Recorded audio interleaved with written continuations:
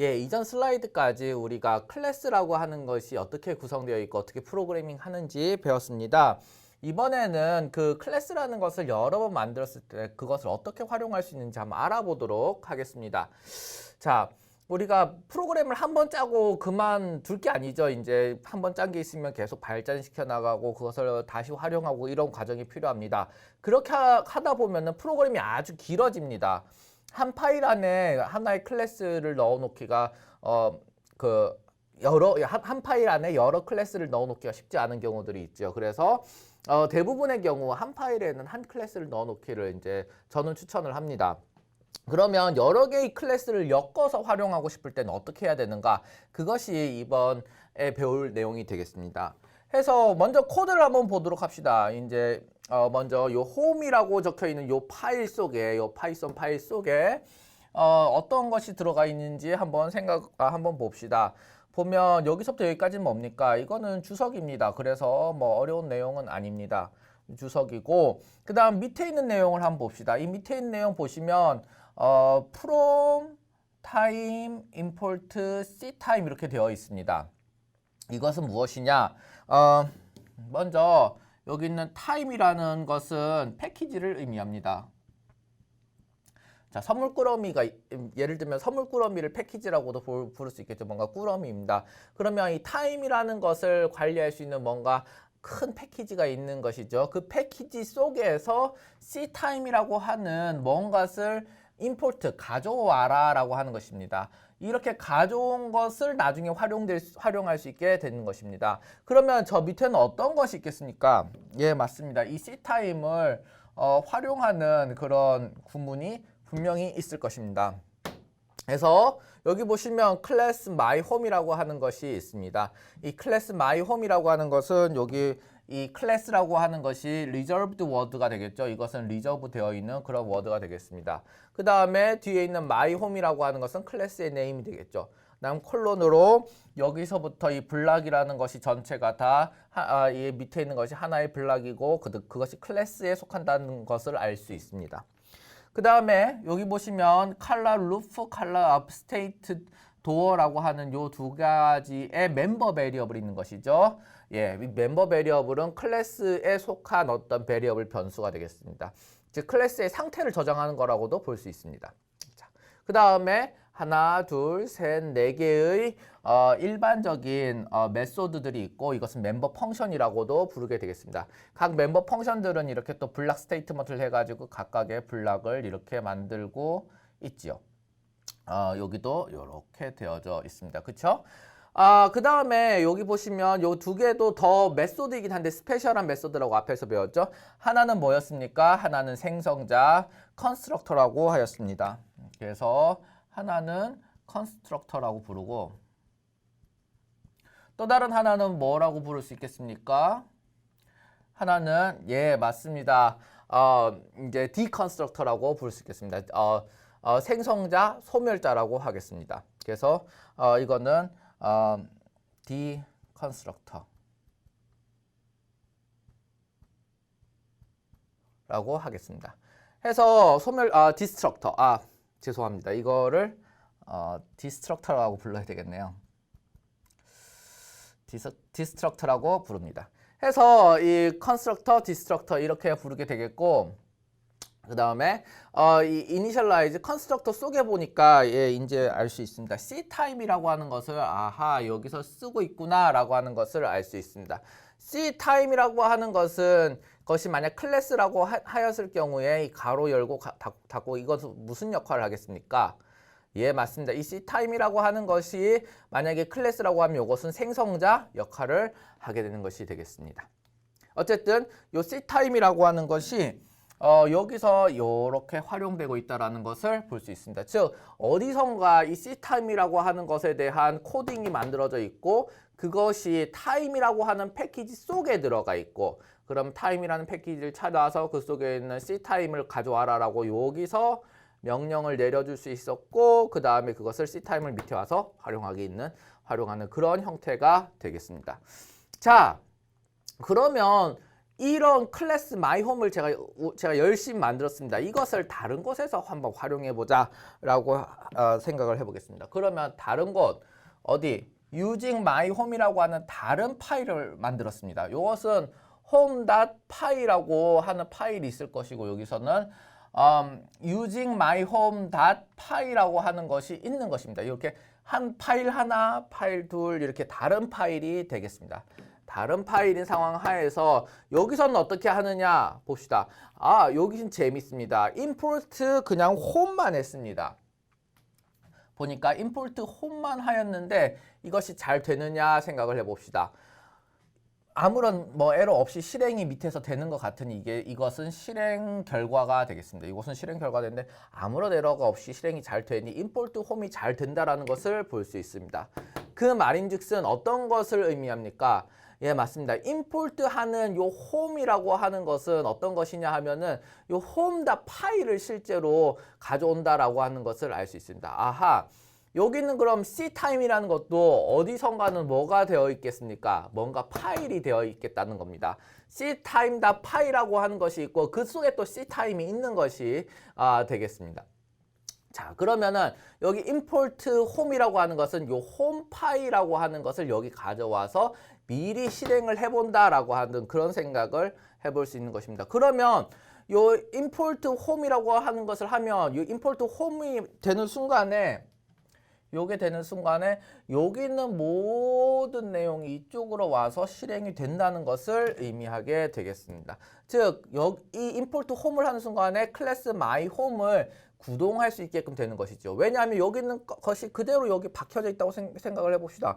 그러면 클래스 my home도 여기 박혀져 있는 것이 되겠지요. 자, 그렇게 my home이 이미 여기서 import라는 과정을 통해서 생성된 것이 되니까 여기 있는 것처럼 home.my home이라고 하는 것을 수행할 수 있게 되는 것입니다. 자, 여기서 보십시다. 여기서 home.my home이라고 하는 것을 수행을 한다고 합니다. 그러면 무엇이냐? 여기는 home이라고 하는 요 파일 속에 요것을 실행한 것 속에 .my home, 즉 여기 있는 my home 클래스를 활용하겠다 그런 내용이 되겠습니다.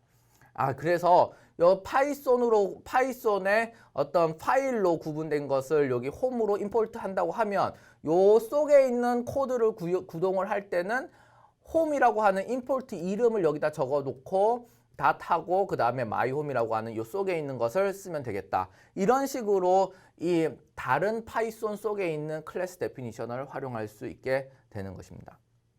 자, 그렇게 하면 여기서는 어떤 것이 되겠습니까? myhome에 컨스트럭터가 불려지게 되겠죠. myhome의 컨스트럭터는 무엇을 더 받아오게 되어 있습니까?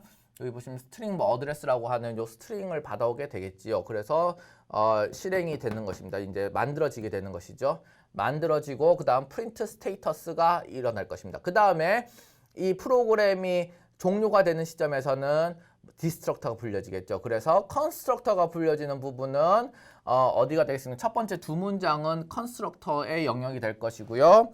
그 다음에 세 번째 문장은 뭐가 되겠습니까?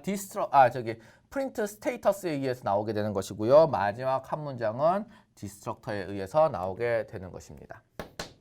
자, 이렇게 되고, 자, 어떻게 하면은 우리가 소스 코드 파일들을 이제 분리시켜 나가 볼 수 있을 것인가를 이렇게 적어 볼 수 있겠습니다. 그래서 파일 name.py라고 다른 곳에서 home.py 이런 식으로 만들어 볼 수 있겠고, 그것을 다른 곳에서 그 파일 네임을 임포트하는 형태로 하면 되겠다라고 하는 것이 되겠습니다.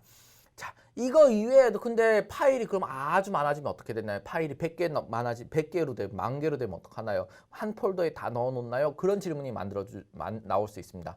그래서 사실은 디렉토리 혹은 우리가 흔히 폴더라고 부르는 이것으로 이 패스를 정의할 수 있고 그것을 요 프롬이라고 하는 곳에다가 써 넣을 수가 있습니다. 즉 패키지를 정의하는 데 있어 가지고서 이 무엇입니까? 그 디렉토리라고 하는 것을 여기다가 써 놓을 수 있는 것이 되겠습니다. 거기에 대해서 더 우리가 알아볼 필요가 있겠습니다. 자, 이제 디렉토리를 이용해서 어떻게 하면은 그 임포트 할 때의 패스를 정의할 수 있을지를 한번 알아보도록 하겠습니다. 자, 여기 보시면 이것은 사실은 저 파이뎁이라고 하는 그런 개발 환경을 이용한 것이 되겠습니다. 파이뎁을 이용해서 개발했을 때 이 소스 코드 디렉토리를 설정할 수 있는데 여기까지는 이제 그 파이뎁의 개발 환경에 대한 설정이 되겠습니다. 여기서 보시면 이 소스 코드가 어느 폴더에 있는지를 정의하고 있습니다. 자, 그 다음에 요 밑에서부터는 그 정해진 소스 코드에서의 디렉토리 구조를 이렇게 표현하고 있습니다. 자, 이렇게 표현된 상황 하에서 보시면 여긴 edu, 카이스트, seslab, i362, week1 이렇게 쭉 내려온 것이 바로 다 디렉토리 구조가 되겠습니다.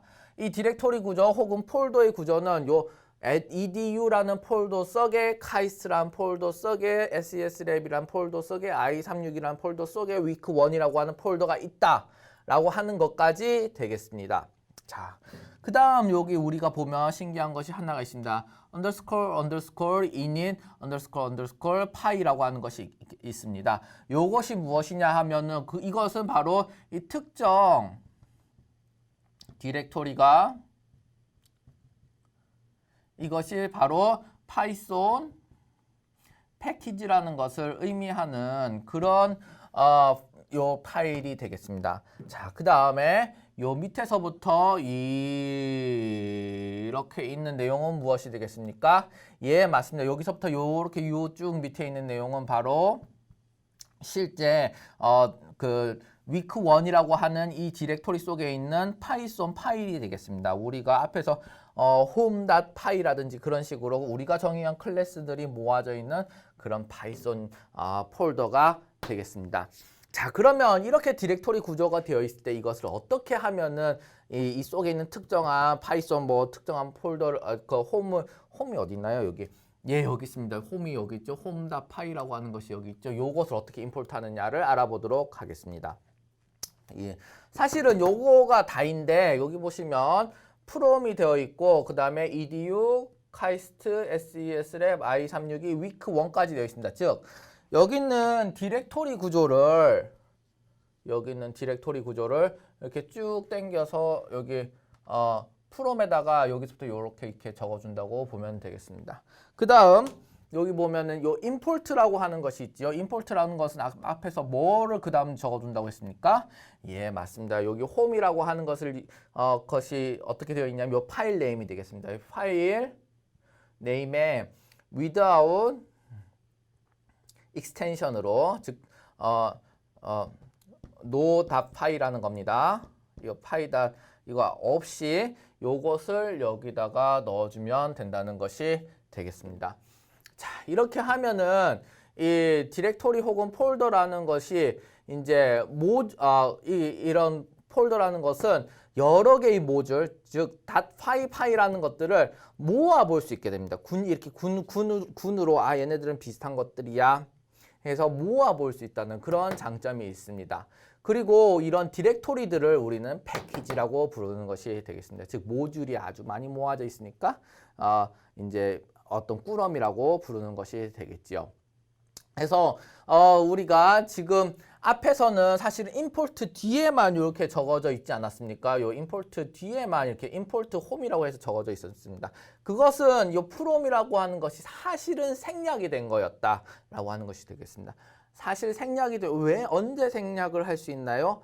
같은 디렉토리에 있는 모듈을 임포트할 때는 프롬을 생략을 할 수도 있습니다. 하지만 항상 같은 디렉토리에 있는 것을 우리가 임포트한다는 보장은 없지요. 다른 디렉토리에 있는 것도 임포트할 수 있습니다. 그러면은 어떻게 해야 되느냐? 요 소스 코드 밑에 있는 즉 파이썬을 실행하는 그 위치에 있는 것에서부터 이 edu.kaist 해서 쭉 디렉토리를 패키지에다가 적어주고 그 다음 마지막에 파일 이름을 적어주는 그런 식으로 우리가 임포트를 수행을 하게 되겠습니다. 그리고 이렇게 디렉토리 구조를 이용해서 모듈을 정리해 놓도록 하겠습니다.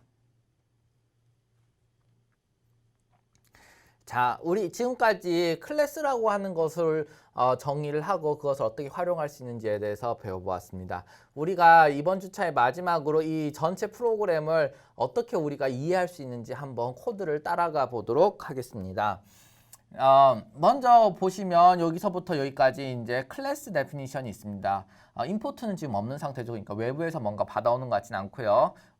활용할 건 없는 것 같습니다. 그래서 여기서부터 여기까지는 클래스의 정의 구간이 되겠습니다. 하나의 블락이 되겠지요. 그 다음에 보시면 이 클래스라고 하는 것은 어떤 이름을 가지고 있습니까? 보니까 캐셔 라인이라고 하는 것을 가지고 있고, 이것은 어떤 것이 되겠습니까? 이것은 멤버 베리어블 혹은 애트리뷰트 뭐 이렇게 부르는 것이죠. 이것은 어떤 형태의 베리어블입니까? 예, 맞습니다. 리스트가 되겠습니다. 이 리스트를 이제 여러 가지 엘리먼트들을 저장할 수 있는 그런 리스트가 되겠습니다. 자, 그 다음 여기 보시면 add customer라고 하는 것이 있습니다. 그 다음에 process customer line 뭐 이런 것이 있습니다. 이런 것들은 다 뭐가 되겠습니까? 마지막으로 print status 이런 것들도 있죠. 이 세 개의 것은 무엇이 되겠습니까?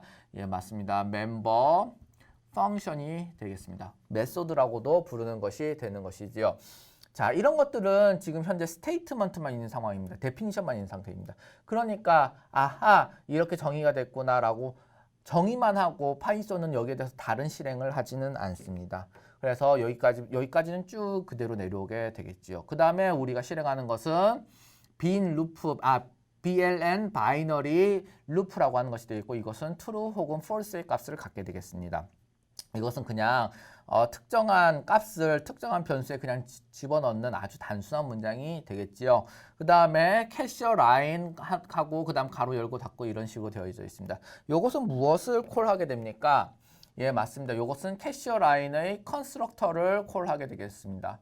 컨스트럭터를 콜한다는 말은 이건 무엇이 되겠습니까? 캐셔 라인이라고 하는 요 클래스 데피니션에 따라서 하나의 인스턴스를 create 해라 라는 그런 말이 되겠습니다. 하나의 인스턴스를 create 해라 라는 말이 되겠고, 이렇게 캐셔 라인에 대해서 이렇게 그 인스턴스를 만들어서 결국엔 어떻게 됩니까? 이 라인이라고 하는 이 특정 베리어블에 저장을 하게 되는 것이 되겠습니다. 그렇게 된 상황 하에서 그다음 밑에는 뭐가 존재합니까? while loop라고 하는 것이 존재합니다. 이 loop라고 하는 것이 존재하고, 이것은 바이너리 loop라고 하는 것이 while이니까 어떻게 됐습니까? 뭐뭐 하는 동안이란 뜻이죠. 바이너리 루프가 true인 동안이 되겠습니다. 그러면 앞에서 true라고 만들어줬으니까 어떻게 되겠습니까? 계속해서 돌게 되는 것이 되겠죠. 돌게 됩니다. 자, 그 다음에 밑에 내려오면 무엇이 됩니까? 해서 low input이라고 되어져 있습니다. 요것을 프린트하면서 뭔가 하나 키보드 인풋을 받아라 라고 하는 것이 되겠습니다. 그러면 키보드 인풋을 받으면 strname이라는 곳에다가 스트링으로 저장을 한다 라고 하는 것이 되겠습니다. 해서 밑에 보시면 요 입력받은 것이 점이라고 하면 브레이크가 일어나는 것이죠. 브레이크가 일어나면 무엇을 하게 됩니까? 현재 while 루프 밖으로 튀어나가고 싶은데, 그러나 while 루프에 걸친 뭐가 하나 있습니까? else라고 하는 것이 하나 있습니다. 그래서 이 브레이크가 일어나는 순간에 이 else 문으로 넘어가게 되고, 요것을 수행하고 그 다음에 이것을 수행하게 되는 형태가 되겠습니다.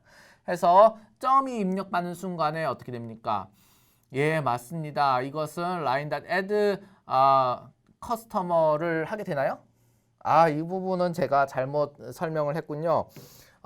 이 부분이 파이썬에서 인덴트를 이용해 가지고 블락을 구분하다 보니 이런 해석하는데 오류가 있습니다. 제가 여러분들께 일부러 이 강의 비디오를 삭제하지 않고, 이 부분을 삭제하지 않고 일부러 보여드리겠습니다. 왜냐하면은 저도 잘못 해석할 때가 있기 때문에 그렇습니다. 자, 좀 더 정확하게 봅시다. while 루프는 여기서부터 여기까지입니다. 여기서부터 요 else까지가 아니죠. 그러면 요 else라고 하는 것은 어디에 걸친 게 됩니까? 예, 맞습니다. 여기서 보시면 if, elif, else 요렇게 걸치게 되어 있는 것이 되겠네요.